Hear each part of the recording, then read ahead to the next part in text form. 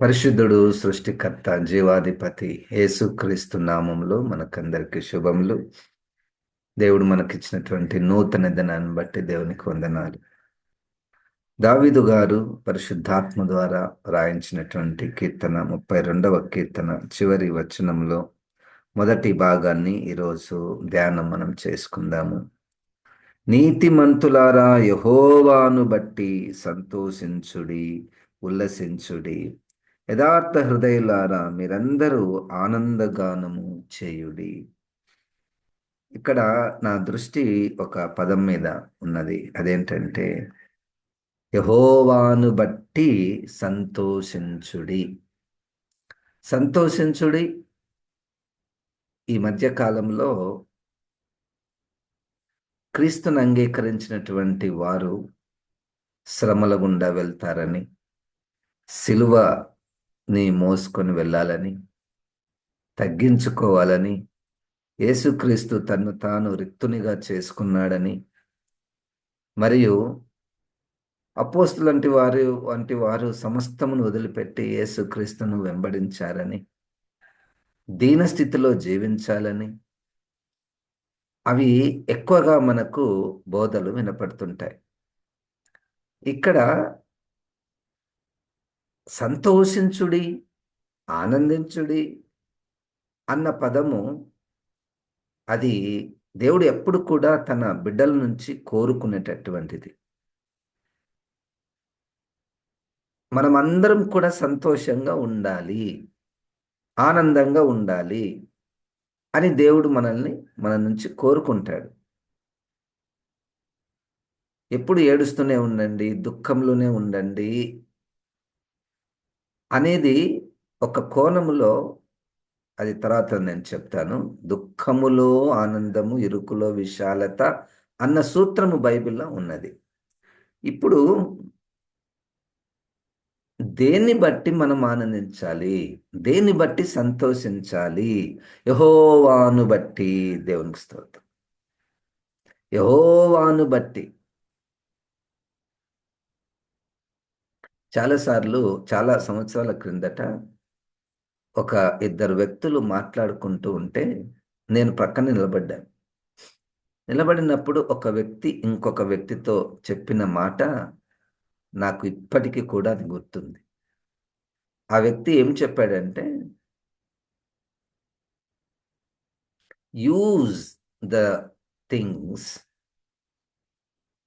And rejoice in the giver of these things. Rejoice in the lord. మనకున్నటువంటి భౌతిక సంబంధమైనటువంటి వస్తువులను, ఈవులను ఉపయోగించుకోండి, దేవునిని యందు ఆనందించండి. దానికి ఇంకొక సెంటెన్స్ చెప్తూ, do not use God to rejoice in the things that you have received. అంటే దేవుణ్ణి ఉపయోగించుకొని అన్ని పొందుకోండి, పొందుకున్న వాటి యందు సంతోషించండి. మనము చాలాసార్లు కొత్త బట్టలు మనం కొనుక్కున్నాం అనుకోండి, చాలా సంతోషిస్తాం. లేదా ఏదన్నా వస్తువులు కానీ, కార్లు కానీ, బైకులు కానీ, ఇల్లు కానీ, చాలా విషయాలు మనము కొనుక్కున్నప్పుడు లేదా పొందుకున్నప్పుడు మనము వాటిని బట్టి చాలా సంతోషిస్తాము, ఆనందిస్తాము, అందరిని పిలుచుకుంటాము, చాలా ఆనందంగా ఉంటాము కదా. అయితే ఇక్కడ ఒక చిన్న ఏంటంటే, వీటన్నిటికి కారణము నా యేసుక్రీస్తే. ఇది యేసుక్రీస్తు కృప వలన, యేసుక్రీస్తు సహాయము వలన నేను వీటిని పొందుకున్నాను అన్న సాక్ష్యం. యెహోవాను బట్టి సంతోషించుడి. Acknowledge his goodness. నన్ను ఆయన ఎంతగా ప్రేమించాడు, ఇంత సుఖము, ఇంత సౌఖ్యములో నేనున్నానంటే ఆయన నా మీద కృప చూపించి ఇచ్చాడు. దేవునికి స్తోత్రం, హల్లెలూయా. నిన్న దినంన ఒక వ్యక్తి అంటున్నాడు, అంటే కూలి పని చేసుకునేటటువంటి వ్యక్తి. ఎటువంటి కూలి పని అంటే, అంటే ఒకప్పుడు రోడ్లు ఊడ్చేటటువంటి వ్యక్తి. ఆ వ్యక్తి అంటున్నాడు, "అయ్యా! అప్పటినుండి కూడా నాకేం కొదవలేదన్నయ్య" అంటున్నాడు. దేవుడు నాకు సహాయం చేశాడయ్యా. ఇల్లు ఇల్లు కట్టే విషయంలో లేబర్‌గా పనిచేస్తాడు. అప్పటినుండి కూడా దేవుడు నాకేం కొదవ చేయలేదయ్యా. దేవుడు నన్ను బాగా చూసుకున్నాడు. అంటే నాకెంత సంతోషం అనిపిస్తుందో. ఇప్పుడు కూడా కూలీ చేస్తున్నాడు. కానీ తన ముఖంలో సంతోషం. తన ముఖంలో దేవుణ్ణి అక్నాలెడ్జ్ చేయడం. అది నాకు చాలా చాలా నచ్చింది. ఎప్పుడు కూడా మాకు కొదువ లేదయ్యా. ఎప్పుడు కూడా మాకు కొదువ లేదు. అంటే he is more than counting the blessings. He is acknowledging the God behind all these blessings. అది నాకు పరిశుద్ధాత్మ దేవుని ప్రత్యక్షత అది. గనక దేవుడు కలిగినటువంటి వారికి తెలియకుండా ఒక మనసు వస్తుంది. అదేంటంటే సంతృప్తి కలిగిన జీవితము. ఇది దేవుని ద్వారానే నాకు వచ్చింది. దేవుని ద్వారానే నేను పొందుకున్నాను. యెహోవాను బట్టి సంతోషించుడి. ఎవరు వీళ్ళు?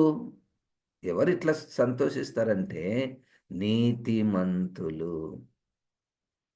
నీతిమంతులు విల్ అక్నాలెడ్జ్.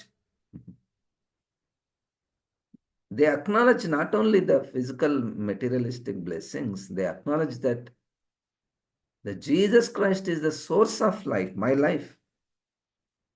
యెహోవాను బట్టి సంతోషించుడి. ఆయన లేకపోతే నా జీవితం లేదండి. నిజంగా లేదు.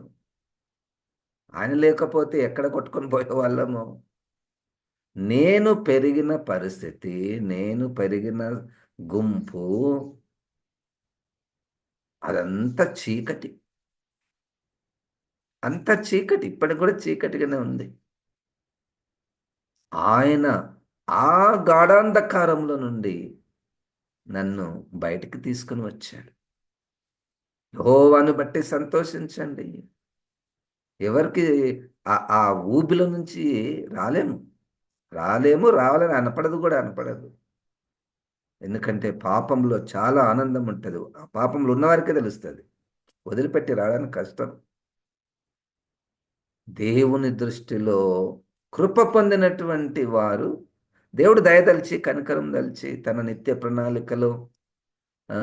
మనల్ని రక్షణలోనికి తీసుకొని వచ్చే ప్రణాళికలో నన్ను ఆయన తీసుకొని వచ్చాడు. నీ జీవితంలో కూడా అదే దాదాపుగా అందరి జీవితాలలో కదండీ! నీతిమంతులు యెహోవాను బట్టి సంతోషించాలి, ఆనందించాలి. హి రెస్క్యూడ్ అస్. దాన్ని ఇంకా ఒకటేంటి? రక్షణ. యేసుక్రీస్తు ఉచితముగా పరిశుద్ధాత్మ దేవుడు మనం పాపాలు ఒప్పుకోవడానికి సహాయం చేశాడు. ఒప్పుకోవడానికి సహాయం చేసి యేసుక్రీస్తే రక్షకుడు. ఇక వేరెవ్వరు లేరు అని ఆయన వైపుకు మన మనసు తిప్పబడింది కదా! రక్షణ ఎవరు రక్షణ ఇవ్వగలరు? ఎవరు రక్షణ ఇవ్వగలరు? ఏ మనుష్యుడు ఇంకొక మనుషుల్ని రక్షించలేరు. ఏ సేవకుడు ఇంకొక వ్యక్తిని రక్షింపలేరు. ఏ సంఘం ఇంకొక వ్యక్తిని రక్షించలేరు. యేసుక్రీస్తు ఆత్మ అయినటువంటి యేసుక్రీస్తు ఆయన ఆ ఇనిషియేషన్ తీసుకుంటే తప్ప మనల్ని వాడుకోవచ్చు. ఎవ్వరినైనా వాడుకుంటాడు. రక్షణలోనికి తీసుకొని రావడానికి. యేసుక్రీస్తు నన్ను రక్షించాడు. దానికి మించినటువంటి ఆనందం ఇంకేముంది చెప్పండి. ఎందుకంటే మనలంతకు మనము రక్షించుకొనలేము. ఏ మనుష్యుడు కూడా మనల్ని రక్షించలేడు. భౌతికంగా ఏదైనా సహాయం చేయవచ్చు కానీ ఈ పాపము నుండి రక్షించేటటువంటి కార్యము యేసుక్రీస్తే చేశాడు. మనలని ఉచితముగా నీతిమంతులుగా చేశాడు. ఆనందించండి. యెహోవాను బట్టి ఆనందించండి. ప్రభువును బట్టి అతిశయించండి. పౌలు గారు తన మొదటి పత్రిక కొరింథీయులకు రాసినటువంటి మొదటి పత్రిక 1వ అధ్యాయము 31వ వచనంలో ఆయన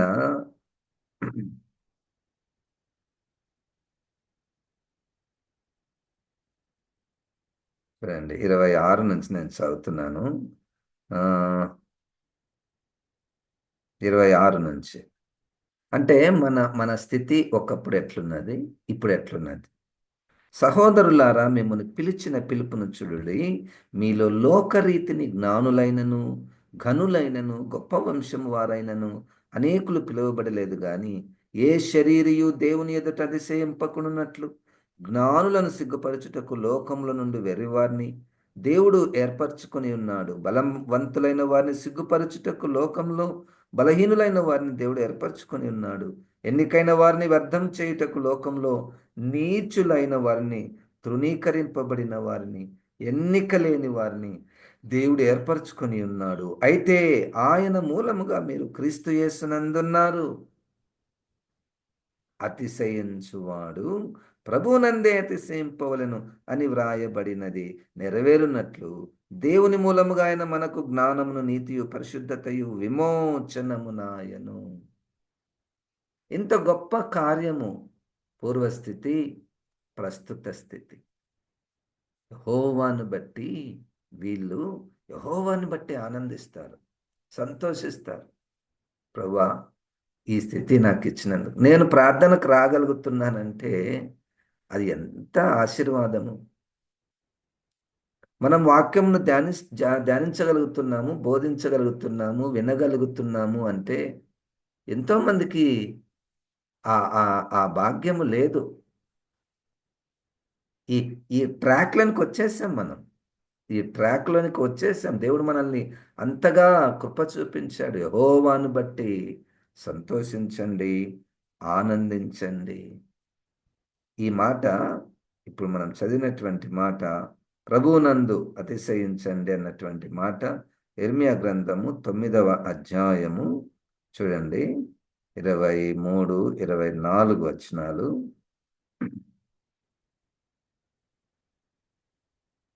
ఎవరు ఎలాగూ అతిశయిస్తున్నారు కొంతమంది చూడండి. యెహోవా ఇలాగు సెలవిచ్చుచున్నాడు, జ్ఞాని తన జ్ఞానమును బట్టియు, శూరుడు తన శౌర్యమును బట్టియు అతిశయింపకూడదు. ఐశ్వర్యవంతుడు తన ఐశ్వర్యమును బట్టి అతిశయింపకూడదు. అతిశయించువాడు అంటే ఆనందించువాడు దేనిని బట్టి అతిశయింపవలెననగా, భూమి మీద కృప చూపుచు నీతి న్యాయములు జరిగించుచున్న యెహోవాను నేనే అని గ్రహించి నన్ను పరిశీలనగా తెలుసుకొనున బట్టియే అతిశయింపవలెను. అట్టి వాటిలో నేను ఆనందించువాడునని యెహోవా సెలవిచ్చుచున్నాడు. జ్ఞాని జ్ఞానమును బట్టి, శూరుడు తన శౌర్యమును బట్టి, ధనికుడు తన ధనమును బట్టి అతిశయింపకూడదు, ఆనందించకూడదు. దేవునిని బట్టి ఆనందించాలి. ఈ జ్ఞానము దేవుడు నాకిచ్చాడు. ఈ ధనము దేవుడు నాకిచ్చాడు. ఈ బలము, ఈ శక్తి దేవుడు నాకిచ్చాడు. దేవునికి స్తోత్రం, హల్లెలూయా. ఇది మనకు స్వాభావికంగా కూడా కొంతమందికి కొన్ని బలాలుంటాయి, జ్ఞానముంటది. హ్మ్. ఆహ్, ఐశ్వర్యముంటది స్వాభావికంగా. ఉంటాయి. అది తప్పేం కాదు. కానీ వాటి వెనుక దేవుడు ఉన్నాడు అన్న విషయం గుర్తిస్తే చాలు. గుర్తిస్తే చాలు. చూడండి నాకెంత ఉందో బలము, జ్ఞానము, ధనము, బలగము అని నా, నేను, మాది అన్న పదాల స్థానంలో దేవుడు, యేసుక్రీస్తు కృప, కనికరము, దయ వల్లనే నేను ఇది పొందుకున్నాను అని గుర్తిస్తే చాలు. అదే సాక్ష్యం అవుతుంది. అది దేవుడు ఆనందిస్తాడు. అది మనము ఎగ్జాగరేట్ చేసి చెప్పడం లేదు. లేనిది ఉన్నట్టేం చెప్పడం లేదు. అది నిజమే. నిజమే. అసలు మన బ్రతికే దేవుని కృపనే కదా! మనం జీవిస్తున్నామంటేనే ఆయన నోటి మాట కదా! ఇక జీవితమే ఆయన చేతిలో ఉంటే మనం చేసేది మనదెట్లయితది ఇంకా? మనం మనం చేసేది మనదెట్లవుతది? యెహోవాను బట్టి ఆనందించండి. బైబిల్‌లో చాలామంది ఆ విధంగా ఆనందిస్తున్నారు. ఫిలిప్పీ పత్రికలో బాగా సుపరిచితమైనటువంటి వాక్య భాగము 4వ అధ్యాయము 4వ వచనము. ఫిలిప్పీ పత్రిక 4:4లో ఈయన జైల్లో ఉండి వ్రాస్తున్నటువంటి పత్రిక. ఒక వ్యక్తి జైల్లో ఉంటే ఎట్లుంటాడు? ఆయన ఏమంటున్నాడు? ఎల్లప్పుడూను ప్రభువునందు ఆనందించుడి. మరలా చెప్పుదును ఆనందించుడి. ఏంటి ఆనందం ఇది? యెహోవాను బట్టి ఆనందించుడి. యెహోవా నన్ను చూచాడు. యెహోవా నన్ను పిలిచాడు. యెహోవా నాకు సహాయం చేశాడు. ఇక్కడ ఒకవైపు పొందుకున్న వాటిని బట్టి ఆనందించుట. ఇది సమంజసమే, న్యాయమే, అందరికి అర్థమయ్యే భాషనే. నాకు ఇవి దేవుడిచ్చాడు అని గుర్తించుట. రెండో వైపు ఇవి లేవు అని పోయినాయి. దాని స్థానంలో దుఃఖం వచ్చింది. దాని స్థానంలో శ్రమ వచ్చింది. దాని స్థానంలో అవమానం వచ్చింది. అప్పుడు కూడా ఆనందమే. 5వ అధ్యాయము 41వ వచనము. అపోస్తల కార్యముల గ్రంథము. అపోస్తల కార్యముల గ్రంథము 5వ అధ్యాయము 41వ వచనము. ఆ నామము కొరకు అవమానము పొందుటకు పాత్రులని ఎంచబడినందున వారు సంతోషించుచు మహాసభ ఎదుట నుండి వెళ్ళిపోయి ప్రతిదినము దేవాలయంలోను ఇంటింటను మానక బోధించుచు యేసే క్రీస్తని ప్రకటించుచుండిరి. ఆ నామము నిమిత్తము అవమానము పొందుటకు పాత్రులము. ఇంగ్లీష్‌లో బావుంటది. We are so privileged that we are beaten for the sake of Jesus Christ. ఇంత ప్రివిలేజ్ మాకు దేవుడిచ్చాడు. ఇంత ప్రివిలేజ్ యేసుక్రీస్తు నామములో శ్రమలు, అవమానము పొందుట అది ఒక సంతోషము. అది పరిశుద్ధాత్మ దేవుడు కలిగినటువంటి వారికే అనుభవం. దుఃఖములో, అవమానంలో, శ్రమలో దేవునిని బట్టి ఆనందించుట. దేవునిని బట్టి ఆనందించుట. ఫిలిప్పీ పత్రికలో ఇంతకుముందు 1వ అధ్యాయంలో చివరి వచనంలో ఇది కూడా నాకు నచ్చినటువంటి మాట. క్రీస్తునందు విశ్వాసముంచుట మాత్రమే గాక ఆయన పక్షమున శ్రమపడుటయు ఆయన పక్షమున మీకు అనుగ్రహింపబడెను. ఈ పదం చూడండి, అనుగ్రహింపబడెను. చాలాసార్లు ఈ పదం వాడుతుంటాం కదా. దేవుని అనుగ్రహం మాకుండాలి. దేవుడు మమ్మల్ని అనుగ్రహించునుగాక. అనుగ్రహం అంటే ఉచితముగా ఇచ్చేది. దేవుడు ఉచితముగా ఇచ్చేదాన్ని అనుగ్రహం అంటారు. హి గ్రాంట్స్ ఏంటివి? 2 ఇక్కడ ఈ వచనంలో. మనము ఆయన యందు విశ్వాసం ఉంచేది అనుగ్రహించాడంట దేవుడు మనకు. ఒక ఒక వరము. అనుగ్రహం అంటే ఒక వరము. నేను యేసుక్రీస్తునందు విశ్వాసం ఉంచేటటువంటి వరము ఆయన నాకు ఇచ్చాడు. అంతవరకు బాగానే ఉంది. రెండవది, యేసుక్రీస్తు పక్షమున శ్రమ పడుట కూడా ఒక వరముగా మనకు అనుగ్రహించాడంట. అదెట్లా వరం అవుతుంది? అదెట్లా వరం అవుతుంది? అది క్రీస్తును కలిగినటువంటి వారికే తెలియను. పేతురు గారికి ఇంకా తెలియను. అగ్నిగుండా వెళ్తుంటే అగ్ని గుండా వెళ్తే అగ్ని వంటి శ్రమల గుండా వెళ్తుంటే సంతోషం. ఉం? ఇదే అపోస్తల కార్యముల గ్రంథములో 16వ అధ్యాయములో చూడండి.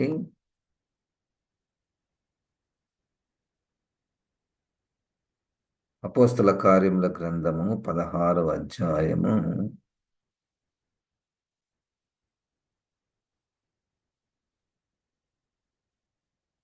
24, 25. అతడు అట్టి ఆజ్ఞను పొంది వారిని లోపలి చెరసాలలోనికి త్రోసి వారి కాళ్లకు బోండా వేసి బిగించెను. అయితే మధ్యరాత్రి వేళ పౌలును శీలయు దేవునికి ప్రార్థించుచు కీర్తనలు పాడుచుండిరి, ఖైదీలు వినుచుండిరి. అది ఎవరికి సాధ్యము? ఎవరికి సాధ్యము లోకంలో? బేడీలు వేసి ఆ, జైల్లో వేస్తే, చెరసాలలో వేస్తే, 23వ వచనంలో చూడండి, వారు చాలా దెబ్బలు కొట్టి వారిని చెరసాలలో వేసి, దెబ్బలు కొట్టే చెరసాలలో వేస్తే ఎట్లా పాటలు వస్తాయి? ఎట్లా ప్రార్థన వస్తుంది? యెహోవాను బట్టి వస్తుంది అది. అదేంటో అదొక మర్మం. మానవ బుద్ధికి అందనటువంటి మర్మము పరిశుద్ధాత్మ దేవుని కలిగినటువంటి వారికి అందేటటువంటి జ్ఞానం అది.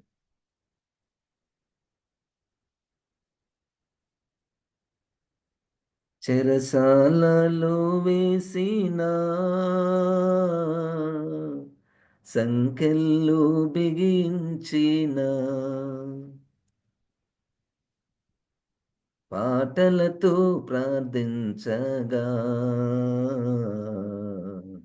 చెరసాల బ్రద్దాలాయే. ఎట్లా సాధ్యం?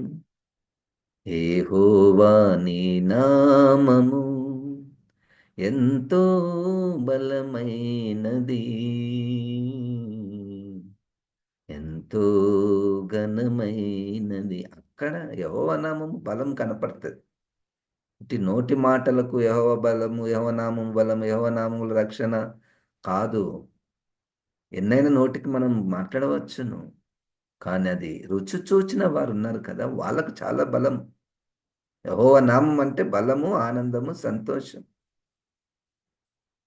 అది మనము దేవుడు మనల్ని కనికరిస్తేనే ఆ కార్యాలు మనకు జరుగుతాయి. కీర్తనలు పాడుచు 14వ అధ్యాయము ప్రకటన గ్రంథము 4వ వచనంలో వారందరూ కూడా అక్కడ చూడండి,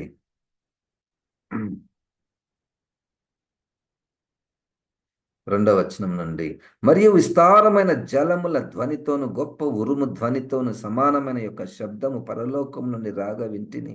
నేను వినిన ఆ శబ్దము వీణెలు వాయించుచున్న వైనికుల నాదమును పోలినది. వారు సింహాసనం ఎదుటను ఆ 4 జీవుల ఎదుటను పెద్దల ఎదుటను ఒక క్రొత్త కీర్తన పాడుచున్నారు. భూలోకం నుండి కొనబడిన ఆ 144,000 మంది తప్ప మరి ఎవరునూ ఆ కీర్తన నేర్చుకొన జాలరు. వీరు స్త్రీ సాంగత్యమున అపవిత్రులు కాని వారును స్త్రీ సాంగత్యము ఎరుగని వారునైంది. గొర్రెపిల్ల ఎక్కడికి పోవునో అక్కడికెల్లా ఆయనను వెంబడింతురు. వీరు దేవుని కొరకును గొర్రెపిల్ల కొరకును ప్రథమ ఫలముగా ఉండుటకై మనుషులలో నుండి కొనబడిన వారు. వీరి నోట ఏ అబద్ధమును కనపడలేదు. వీరు అనింద్యులు. ఎవరు యెహోవాను బట్టి సంతోషిస్తారు? నీతిమంతులు. నీతిమంతులు అంటే వాళ్ళు ఎట్లా ఉంటారు? వారి నోట ఏ కపటం ఉండదు, అబద్ధము ఎరుగనటువంటి వారు. వారి నోట ఏ అబద్ధమును కనపడదంట. మా దేవుడు పరీక్షిస్తే కనపడకుండా ఉంటుందా? దేవుడు నన్ను ఇప్పుడు నన్ను పరీక్షిస్తే అబద్ధం కనపడకుండా ఉంటుందా? భయం.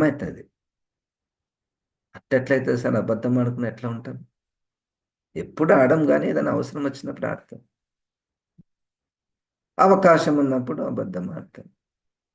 అసలు అబద్ధమే కనపడని ఒక ఒక కాలము మన జీవితంలో బ్రతికిన కాలంలో ఎప్పుడైనా వస్తుందా? వస్తుంది. ఎప్పుడు మనం ఆయన కృపకు పాత్రులమవుతే, ఆయన కనికరముకు పాత్రులమవుతే, మనలో ఉన్నటువంటి యేసుక్రీస్తు ఎప్పుడు కూడా మనకు సాయం చేయడానికి సిద్ధంగా ఉన్నాడు. అనింద్యులు, ఇది సాధ్యమా? మానవులకు సాధ్యమే, అసాధ్యము. కానీ దేవునికి సాధ్యం. చాలాసార్లు నేను ఈ మాట ద్వారా చాలా బలపడుతుంటాను. 2వ అధ్యాయం ఫిలిప్పీ పత్రిక 13వ వచనంలో చూడండి. ఇది ఇంగ్లీష్లో ఇంకా చాలా బాగుంటుంది. First I read it in Telugu. ఎందుకనగా మీరు ఇచ్చయించుటకును కార్యసిద్ధి కలుగ చేసుకున్నటకును తన దయా సంకల్పం నెరవేరుటకై మీలో కార్యసిద్ధి కలుగ చేయువాడు దేవుడే. It is God behind your desire to lead a holy life. And it is also God's initiation to help you to turn your desire into action, to keep your desires into practice. చెప్తున్నప్పుడు మనకు కూడా ఆశ కలుగుతుంది. నేను కూడా అబద్ధం ఆడకుండా ఉండాలి, ఏ నింద లేకుండా ఉండాలి అని మనకు ఆశ ఉంటుంది. మరి అది ఎట్లా నెరవేరాలి? ఎట్లా నెరవేరాలంటే అది కూడా దేవుడే ఇస్తానంటున్నాడు. అది కూడా దేవుడే ఇస్తా అంటున్నాడు.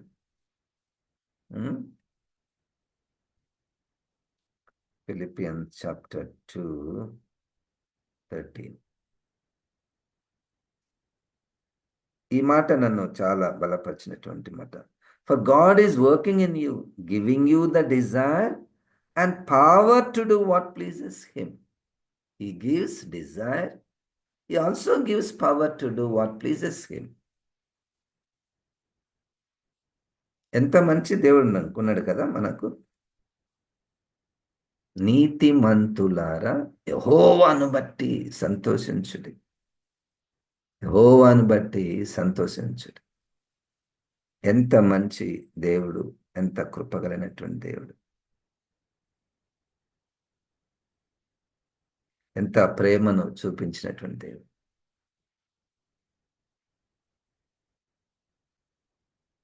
దేవునికి స్తోత్రం. నీతిమంతులారా యెహోవాను బట్టి సంతోషించు. ఇంత ప్రేమకు కారణము ఎరుగనైతిని ఓ ప్రభువా, ఎన్న తరమా నీ ప్రేమ సన్నుతించుచు పాడుదును. నాపై ఇంత ప్రేమకు కారణము ఎన్న తరమా, అసలు ఎంచడానికి నాకు తరం కాదు. ఏం చేయాలి మరి ప్రభు అంటే పాడతాను, సంతోషిస్తాను, స్తుతిస్తాను. దేవునికి స్తోత్రం. మనలో, మన జీవితంలో, మన కుటుంబంలో మనం పొందుకున్నటువంటి ఈవులను బట్టి దేవునికి వందనాలు, ఆనందిస్తాం. శ్రమలు, అవమానం ఉన్నాయా? అది కూడా ఒక ఆనందమే.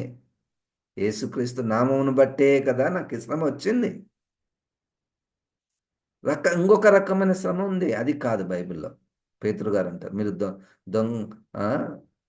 దొంగతనం చేసి మీరు శ్రమ పడితే, అవమానం పొందితే అది శ్రమ కాదు, అది సంతోషించే శ్రమ కాదు.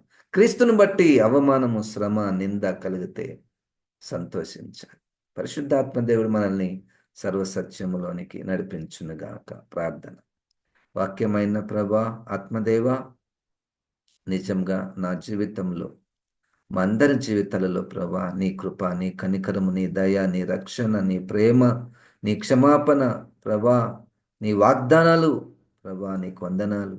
నీ ద్వారా నాయన మేము ఎన్ని పొందుకొని ఉన్నామో, ఈ లోకంలో సుఖముగా, సౌఖ్యముగా జీవించినట్లు ప్రభా నాయన మాకు ఎన్నో ఈవులను అనుగ్రహించావు. నీకే వందనాలు, వందనాలు, వందనాలు. అవన్నీ నీ ద్వారానే పొందుకొని ఉన్నాను. మరి ప్రభా నీ నామము నిమిత్తము అవమానం గుండా వెళ్ళే కృపను కూడా దయచేస్తున్నావు. దాన్ని బట్టి కూడా నీకు వందనాలు.